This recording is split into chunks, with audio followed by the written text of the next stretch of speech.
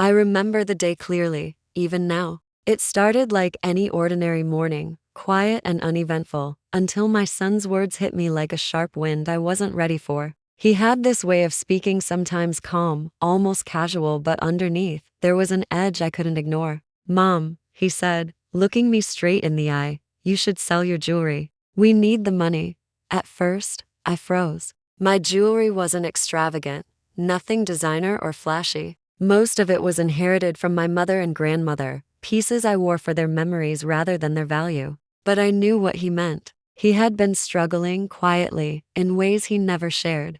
I saw the tension in his shoulders, the way he hesitated before asking for help. And yet, to hear him put it in those words, it felt like a demand rather than a request. I tried to keep my voice steady. "Are you sure, dear? I mean, I can help in other ways. Maybe we can figure something else out." But he shook his head impatiently this time, almost like he was expecting me to obey without question. "Mom, I'm serious. Just sell it. You have enough anyway. I need this for school, for rent. I can't do it without you." It was the first time I really noticed how much he had grown up, and how heavy the weight of adulthood had already started pressing on him. I nodded slowly, hiding the lump in my throat, and told him I'd think about it. That was the first mistake, the hesitation that gave me time to realize what could happen if I simply followed his instructions blindly. All that day, I couldn't stop thinking about it. I sat by my small kitchen window, the sunlight cutting across the counter, and stared at my jewelry box.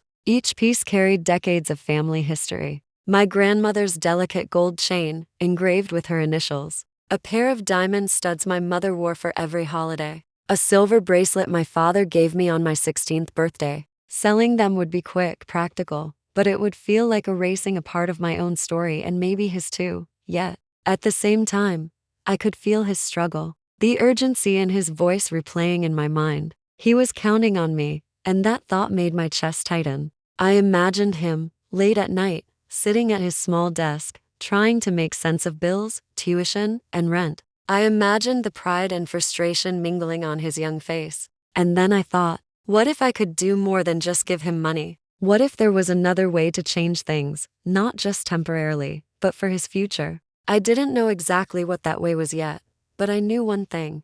I wouldn't just hand over my jewelry. That was too easy, too short-sighted, too much like giving up. So I made a plan. It wasn't written down or discussed with anyone. It started with small steps, observing him more closely, listening more carefully, understanding exactly what he needed. I watched how he managed his time, how he reacted under stress, how he spoke to others.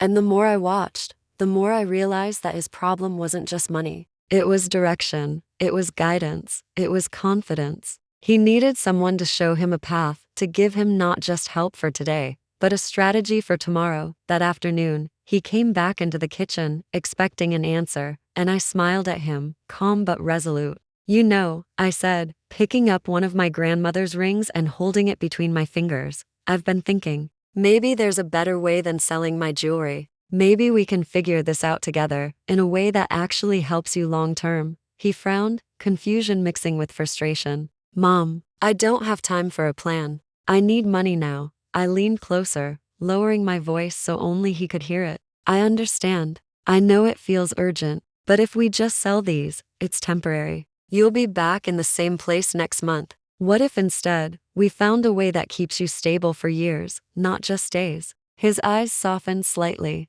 though skepticism still lingered. I could see the hesitation, the internal tug-of-war between desperation and trust. And that hesitation, that little crack, was all I needed to plant a seed. Over the next few days, I quietly started working behind the scenes. I called old friends who owed favors, people who had businesses and might take him on as an apprentice. I dug through my own contacts, networking quietly, not wanting him to feel like charity. I even looked online, exploring remote opportunities where he could learn skills while earning. Every phone call, every message, every quiet meeting was like a puzzle piece falling into place. I kept my actions hidden from him, letting him believe we might still go down the easy path of selling my jewelry. And then came the moment I will never forget. I had been talking to a small company, a startup that needed an intern with potential, not experience. They were willing to train him, pay him a modest stipend, and provide mentorship that could open doors he hadn't even realized existed. It wasn't money right away, but it was the seed of something bigger. I called him into the living room that evening, holding my grandmother's ring again, feeling the weight of what I was about to reveal. "Son," I said gently, "I've arranged something for you. It's not what you asked for, not exactly, but it could be better, long term." He looked at me, puzzled, almost suspicious. "What do you mean?" I said, taking a deep breath, "I found an opportunity for you to learn, to grow, and to start making money in a way that actually sets you up for your future. You won't have to sell anything precious. You won't have to risk losing your memories or family history. But you will have to trust me, and trust yourself." His eyes widened, the initial skepticism giving way to cautious hope. For the first time, I saw a spark, a flicker of possibility that had been buried under the stress and anxiety of the past few months. That night, as he lay in bed, I watched him from the doorway, feeling a strange mixture of relief and anticipation. I didn't know exactly how it would turn out. I only knew that I had chosen a different path, one that might change everything. And somewhere deep inside, I knew this decision, the one small act of refusing to give into easy desperation, was going to ripple far beyond what either of us could imagine. I didn't sleep much that night. I kept turning over scenarios in my mind, the successes, the failures, the lessons he would learn, the pride he might feel, and the quiet satisfaction I would have in knowing I hadn't given up on him or on the future we were about to create together. And in the quiet, I whispered to myself, almost like a prayer, "This is for you, my son, not just for today, but for everything you can become." The next morning, when he asked again about the jewelry, I simply smiled. "Not today," I said. And that small refusal, that simple word, was the first step towards something neither of us could have predicted, a change that would shape his life in ways that only time would reveal. Looking back now, I realize that moment was more than a choice. It was a turning point, a quiet, almost invisible decision that carried more weight than any gold or silver ever could. That decision didn't just protect the past, it built a bridge to the future, one I knew he was finally ready to cross. The days that followed were quiet, but the tension in our home shifted. It was subtle at first. He seemed restless, still worried about money, still counting bills and stressing over rent, but there was also a sense of something new, something unspoken, hovering in the air. I knew he was waiting for the day I would give in, for the moment I would finally agree to sell my jewelry. And every time he brought it up, I just nodded and said, "Not yet. Let's think about the bigger picture." It wasn't easy. I had to balance patience with quiet action. Every morning, I watched him get ready for work or classes, noticing the way he paused before stepping out the door, as if carrying a weight too heavy for his young shoulders. I remembered when he was little, how easily he laughed, how carefree he was, and I felt a pang of sadness that adulthood had pressed down so quickly on him. But I also felt a growing pride. This was a different kind of growth, the kind that didn't come from textbooks or classrooms, but from facing life's pressures and learning resilience. I started paying attention to his routines, the little details that most parents might overlook. How he organized his desk, how he budgeted his small stipend, how he interacted with his friends and neighbors. I realized he had been trying to handle everything alone, silently, without asking for help. And that was where I could step in, not to take over, but to guide, to support, to provide opportunities that would stretch him beyond what he imagined possible. I began making calls quietly, connecting with old acquaintances who might offer advice or mentorship. Some were willing, some weren't, but each conversation was a small step toward building a foundation for him. I also searched online, looking for internships, small projects, anything that could provide experience, skills, and independence. The more I dug, the more I realized how many doors were available, if only he had someone to open them. And I knew I had to be that someone. Meanwhile, he continued to struggle. There were nights when he would come home exhausted, his face drawn, his eyes heavy. I tried to make dinner a small comfort, keeping our conversations light but meaningful. I didn't lecture. I didn't scold. I simply listened. Sometimes he would vent about money, about classmates, about pressures I didn't fully understand. Other times, he would fall silent, staring at the ceiling, lost in thought. Each of these moments, though small, gave me insight into his mind and heart. One evening, as I was preparing his favorite meal, he came into the kitchen, dropping his bag onto the counter with a sigh. "Mom," he said, hesitating, "I don't know if this is going to work. I feel like we're just spinning our wheels." I put down the knife I was using and looked at him, my heart aching with empathy. "I know it feels that way," I said gently. "I understand that you're stressed, but sometimes the things that feel slow are actually the things that last. You can't rush this. You're building something that will stay with you, not something that disappears in a week." He stared at me, a mixture of frustration and hope in his eyes. I could tell he wanted to believe me, but the weight of reality was pressing down hard. I reached out, placing a hand on his shoulder. "I promise I'm doing everything I can behind the scenes. You're not alone in this, and whatever happens, we'll find a way together." That night, I stayed up late, drafting plans in my mind. I considered every possible path for him: small jobs that could provide income, internships that could teach skills, scholarships, mentorships. I even sketched out a timeline in my head, imagining how each opportunity could connect to the next. It felt like putting together a puzzle without seeing the picture on the box. I didn't know if it would work, but I had to try. Over the next week, I started slowly introducing him to new possibilities. I mentioned casual projects, small networking opportunities, and watched his reactions carefully.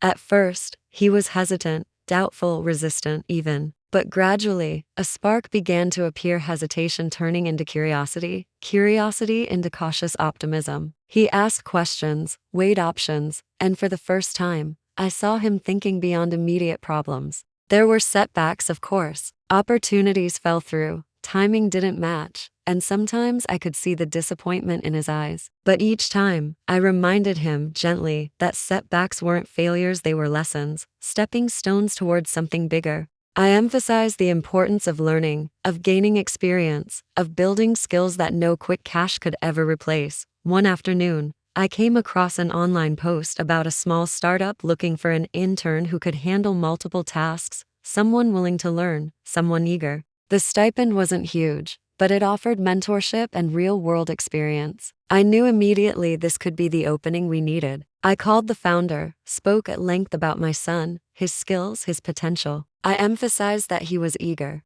to learn, that he was dependable, and that he was committed. By the end of the conversation, they agreed to meet him for an interview. I broke the news gently that evening. "There's someone who wants to meet you," I said. "It's not a big money job, but it could be the start of something important. You'll learn, and you'll grow, and I'll be there to support you every step of the way." He looked at me, a mixture of skepticism and hope crossing his face. "Mom, are you sure this isn't just another dead end?" I smiled softly. "I've never been more certain. You're capable of more than you know. Sometimes we just need a little guidance to see it for ourselves." The next few days were a whirlwind of preparation. I helped him polish his resume, practiced interview questions, and guided him on how to present himself confidently. I watched as he slowly started to believe in his own abilities, even if only a little. I could see his posture change, his eyes sharpen, his tone grow steadier. The boy who had begged me for money was transforming into someone who could stand on his own feet. Finally, the day of the interview arrived. He was nervous, pacing in the living room, muttering to himself. I watched silently, offering small reassurances, but letting him take the lead. I knew he had to do this himself. I had done all I could. Behind the scenes, now it was his turn to step into the opportunity. Hours later, he came back, face flushed, but with a light in his eyes I hadn't seen in months. "Mom," he said breathlessly, they liked me. They want me to start next week." I pulled him into a hug, feeling a surge of pride so strong it made my chest ache. "I knew you could do it," I whispered. "I knew you had it in you." As he stepped back, I noticed something different in him: confidence, yes, but also a newfound sense of responsibility. This wasn't just about money anymore. It was about growth, learning, and understanding that his future was something he could shape himself, with guidance, but not dependency. That night, as he lay in bed, I reflected on the journey we had begun together. It hadn't been easy. There had been moments of doubt, moments where giving in to his request for money would have been simpler. But I had held firm, quietly, patiently. And together we had started building something lasting. I realized then that the true value of what I had done wasn't in the opportunities I created, it was in the lessons he was beginning to learn. The lessons of patience, resourcefulness, and believing in oneself. And though the road ahead would still have its challenges, I felt a quiet certainty that he was ready to face them, not with desperation, but with determination. The weeks that followed brought a new rhythm to our lives, but they weren't without their struggles. My son began his internship, and I watched him closely, noticing the subtle changes in his demeanor. At first, he was hesitant, unsure of how to navigate unfamiliar tasks, how to communicate with supervisors, and how to assert himself without overstepping. I reminded myself to stay patient, to resist the urge to step in and solve everything for him. He needed to learn the lessons on his own, even if it meant facing frustration and occasional setbacks. There were mornings when he came home drained, muttering about mistakes he had made or misunderstandings with colleagues. Each time, I let him vent without interrupting. I didn't offer quick solutions. I just listened. Sometimes he would finish with a sigh, looking for reassurance. I would tell him softly, "It's okay. You're learning. Everyone starts somewhere." Those words became a small anchor for him, a reminder that he wasn't alone in the process. I noticed how easily he could slip back into old patterns, the stress, the worry, the tendency to doubt himself. And I realized that my role had to expand beyond simply providing opportunities. I had to help him build emotional resilience, teach him how to manage pressure, and guide him in understanding that mistakes were not failures, but stepping stones. One evening, after a particularly exhausting day at his internship, he came into the kitchen, slumping into a chair with a frown. "Mom," he said, "I don't know if I can keep up. Everyone seems so confident, so capable. I feel like I'm just faking it." I sat down across from him, meeting his gaze. "You're not faking it," I said gently. "Confidence doesn't mean never feeling unsure. It means moving forward, even when you feel unsure. Everyone feels that way at some point. What matters is that you keep going, that you keep learning." He nodded slowly, absorbing the words, though I could see the doubt still lingering. It was clear that the internship was testing him in ways that went far beyond what I had anticipated. And that was exactly what he needed, the challenge, the pressure, the confrontation with his own limits. Over the next few days, I focused on subtle ways to support him without taking control. I helped him organize his schedule, suggested time management strategies, and shared advice on professional communication. I also encouraged him to journal his experiences, to reflect on what he was learning, and to set small, achievable goals. Gradually, I noticed a shift. He started taking initiative, speaking up in meetings, and handling tasks with increasing confidence. But just as things seemed to be stabilizing, new pressures emerged. He had to balance his internship with classes, social obligations, and the lingering worry about finances. There were moments of tension at home, snapped words, frustrated sighs, and long silences. I stayed calm, refusing to react impulsively. I knew that my patience and composure were just as important as the practical support I was providing. One night, after a particularly tense day, he sat across from me at the kitchen table, his face pale and drawn. "Mom," he said quietly, "I feel like I'm failing. I'm not sure I'm cut out for this." I reached across the table, taking his hand in mine. "You're not failing," I said firmly. "You're learning, and learning isn't always easy. It's uncomfortable, it's messy, but it's necessary. You have the ability to grow through this. You just have to trust yourself and trust the process." The next challenge came unexpectedly. A mistake at his internship, a miscommunication with a client, threatened to derail the progress he had been making. He came home that evening, eyes brimming with frustration and shame. "Mom, I messed up. I don't know how to fix it. Maybe I'm just not ready." I took a deep breath, holding back my own anxiety for his sake. "Mistakes happen to everyone," I said calmly. "What matters is how you respond. Let's figure this out together. How can you make it right? What steps can you take to prevent it from happening again?" We spent the evening strategizing, mapping out a plan to correct the error and communicate effectively with the client. I guided him without taking over, letting him make decisions and take responsibility. By the end of the night, he had a clear plan and a renewed sense of determination. It was during these moments of struggle that I noticed the deeper lessons taking root. He was learning accountability, problem solving, and resilience. He was discovering the strength that came from facing challenges head on, rather than avoiding them or seeking quick fixes. And though the journey was far from easy, I could see the subtle transformation in him, a quiet confidence beginning to replace doubt, a sense of purpose emerging from uncertainty. There were still moments of tension at home. Arguments about small things, silent evenings filled with unspoken worries, and times when I questioned whether I was doing enough. But through it all, I remained steadfast,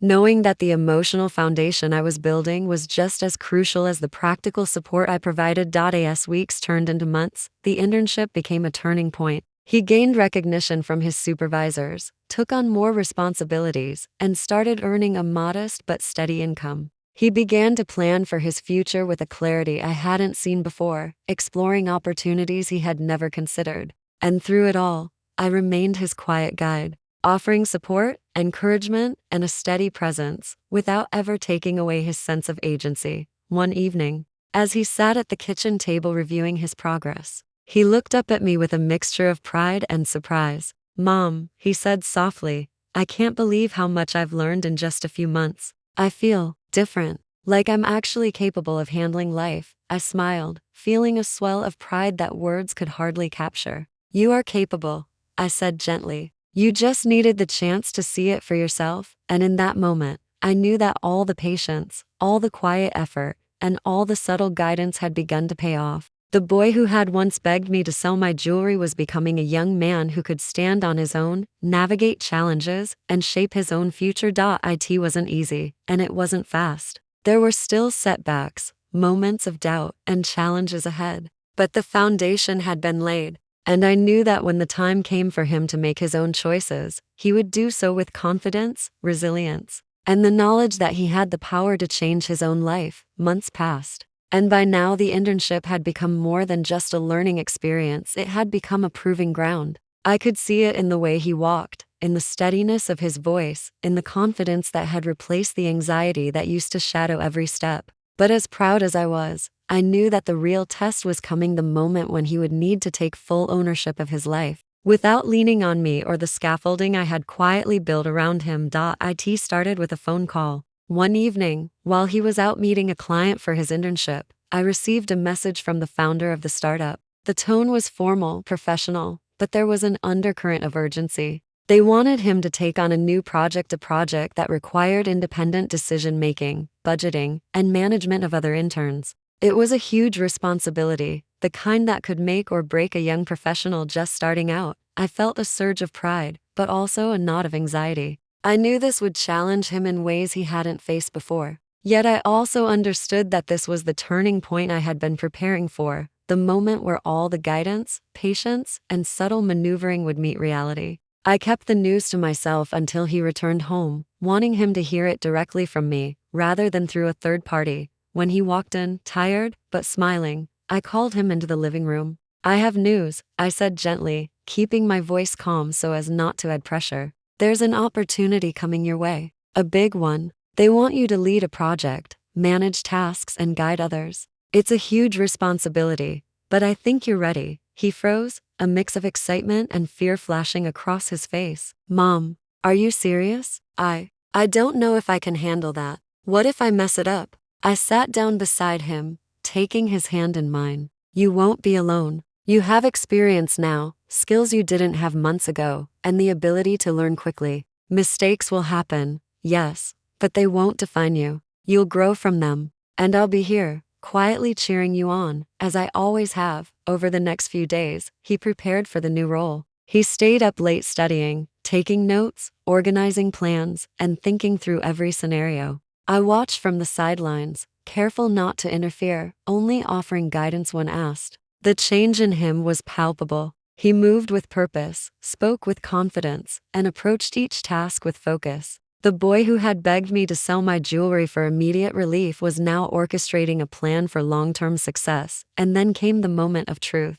His first major project meeting arrived, a high-stakes presentation in front of clients, colleagues, and mentors. I could feel the tension in the room even from home, imagining him standing there, heart racing, aware that his performance would have real consequences. Hours later, he returned, flushed with adrenaline, his eyes shining with triumph. "Mom," he said breathlessly, "it went better than I expected. They liked my plan. They want me to implement it." I pulled him into a hug, tears brimming in my eyes. "I'm so proud of you," I whispered. "You did this. You earned it." But the real shift wasn't just in the external recognition. It was in his internal world, the way he now approached challenges, the quiet confidence that radiated from him, the understanding that he could create solutions instead of waiting for handouts. That was the moment I knew my choice to withhold the jewelry and guide him instead had worked. Not because I had controlled the outcome, but because I had given him the tools, the support, and the belief in himself to succeed. There were still challenges, of course. Projects required late nights, difficult decisions, and the occasional confrontation with mistakes. But I watched him navigate each obstacle with growing skill and maturity. And with every success, small or large, the transformation became undeniable. One evening, as he sat at the kitchen table reviewing his progress and drafting plans for the next phase of his project, he looked up at me and smiled. "Mom, I can't believe how far I've come. I used to think I needed money to solve everything, but now, I see that it's more about skills, planning, and confidence." I nodded, feeling a profound sense of satisfaction. "Yes," I said softly, "and you've learned that for yourself. That's worth more than anything money could buy." And then, a few days later, the real proof arrived, not in accolades or recognition, but in an unexpected letter. It was from a scholarship committee, awarding him funding for advanced studies in his field, based on the initiative, leadership, and skills he had demonstrated during his internship. The joy in his eyes when he showed me the letter was indescribable. He had earned it. Every step, every lesson, every subtle guidance I had offered had culminated in this tangible affirmation of his potential. I realized then that the choice I made, the decision not to sell my jewelry, had been about far more than money. It had been about preserving the chance for him to grow, to learn, to build a future on his own merit. It had been about instilling values, resilience, and self-belief that no amount of cash could provide. That night, as he lay in bed, I felt a quiet satisfaction settle over me. The tension that had haunted our home for months had eased. He was no longer just surviving. He was thriving. And I knew that the impact of that choice, the refusal to give in to immediate demand, would ripple through the rest of his life, shaping him into someone capable of facing any challenge with confidence and dignity. Looking back, I understood something crucial. Sometimes, the best gift you can give isn't the answer or the money, it's the guidance, the faith, and the patience to let someone find their own strength. And in that quiet truth, I saw the full circle of what had begun with a simple, seemingly impossible decision to keep my jewelry, not for myself, but for the future I knew my son was capable of building.